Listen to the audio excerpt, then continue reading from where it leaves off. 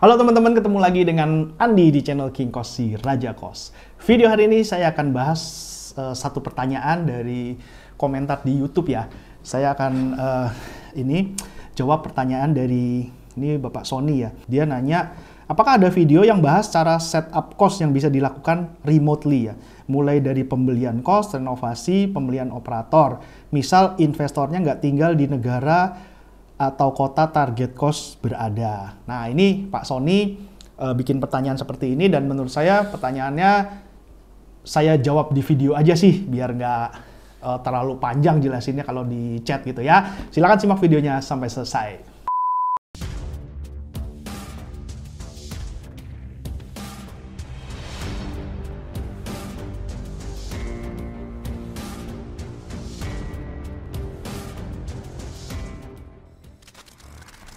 Oke, Pak Sony ini mungkin investor yang tinggalnya di luar kota atau luar negeri dan dia mau berinvestasi beli kos-kosan di lokasi yang tidak sama dengan domisilinya sekarang gitu ya.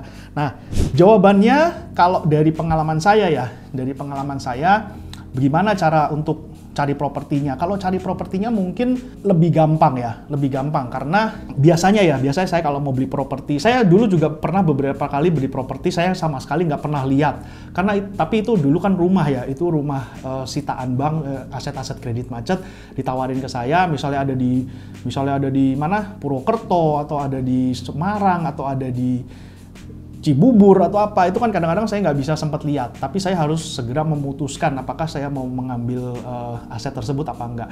Biasanya kalau mau beli rumah itu lebih gampang sekarang dengan adanya teknologi ya. Teknologi itu maksudnya apa? Teknologi itu dari Google Map ya. Jadi fisik kita tuh nggak perlu berada di lokasi, tapi kita bisa lihat Google Map-nya ya. Jadi kita pertama lihat dari Google Maps-nya, kita lihat sekelilingnya ada apa.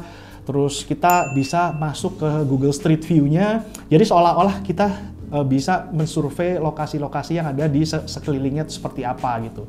Terus bisa juga dengan cara kita video call ya, Jadi kalau misalnya kita mau beli properti kan kita pinginnya kita lihat ke lokasi itu bisa lihat ke dalamnya masuk-masuk. Kalau Google Maps kan nggak bisa lihat masuk ke dalam kan, cuma dari luar doang.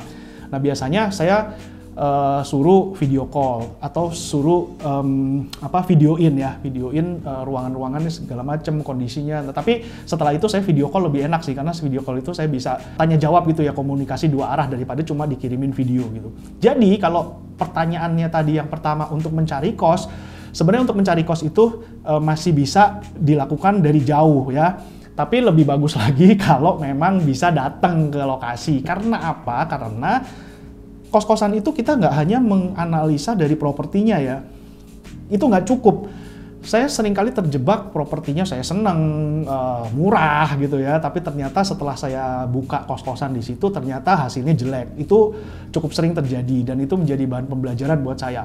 Nah, jadi kalau mau beli kos-kosan itu selain kita lihat lokasi dan propertinya, kita harus analisa bisnis kos-kosannya di sekelilingnya itu kita analisa dulu, ada banyak nggak kos-kosan di situ, kos-kosan yang banyak di situ kos model apa, yang kos cowok atau kos cewek, kos mahasiswa atau kos pekerja, terus berapa sih harga kos-kosan yang ada di sekitar situ, okupansinya seperti apa. Nah itu harus dilakukan on the spot ya, jadi nggak bisa remote ya. Jadi harus datang, kita harus datengin satu-satu. Kalau kita punya orang yang bisa dipercaya itu lebih bagus, kita tinggal suruh kirim orang aja ke situ untuk bikin laporan gitu ya. Nanti laporannya itu kita dikasih ke kita, nanti kita analisa laporannya itu.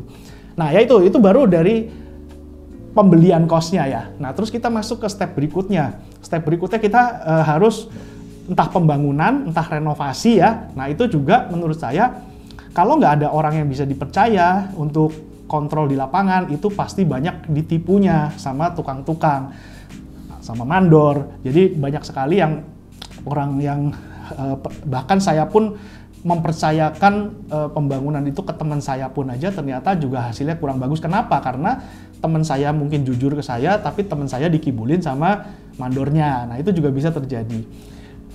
Itu ya baru renovasi. Setelah renovasi selesai, masuk ke step berikutnya, operasional cost-nya. Nah operasional cost-nya kembali lagi itu jadi satu tantangan ya. Kalau kita lokasinya di luar dan kita bener-bener nggak sempet untuk ngecek segala macem, terus kita nggak punya orang kepercayaan di lokasi tersebut, ya mau nggak mau kita harus kerjasama sama operator kos. Cuma operator kos itu juga kalau kita nggak pernah kontrol, itu juga kita bisa dikerjain. Saya udah pernah bikin videonya, jadi bisa coba cari-cari di playlist. Saya kasih tips ya, bagaimana supaya kita terhindar dari operator kos nakal, gimana kita cara ngeceknya. Itu saya udah pernah bahas, silahkan cari. Saya lupa di mana ya, bahkan saya sendiri lupa. Jadi cari-cari sendirilah. Tonton semua video saya, karena hampir 90% ilmu yang saya tahu tentang kos-kosan itu semua saya buka belak-belakan di YouTube channel ini. Tinggal 10%-nya lagi adalah eksekusi dan jam terbang gitu ya. Jadi Pak Sony, itu jawabannya. Agak susah kalau mau bisnis kos dari awal nol ya, dari nol bener-bener belum punya properti sampai operasionalnya itu agak susah kalau memang dijalankan dari jauh. Saran saya adalah Pak Sony harus punya orang yang dipercaya di tempat tersebut, sehingga nanti orang tersebutlah yang akan mewakili Pak Sony untuk menghandle semua pekerjaan dan semua operasional yang akan ada di kos-kosan yang ada di situ.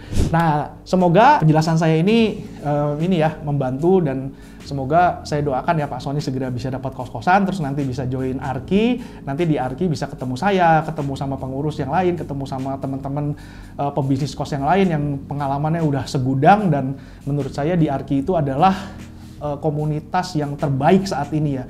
Saya yakin, seyakin-yakinnya adalah komunitas yang terbaik di Indonesia, bahkan di dunia, karena disitulah saya pun yang saya udah punya pengalaman banyak dan kosnya juga udah banyak pun, di situ saya juga masih bisa belajar banyak dari teman-teman yang lain.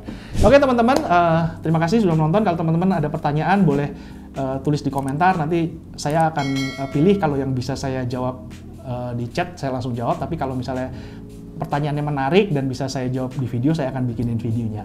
Terima kasih sudah menonton, sampai ketemu di video yang akan datang. Dadah!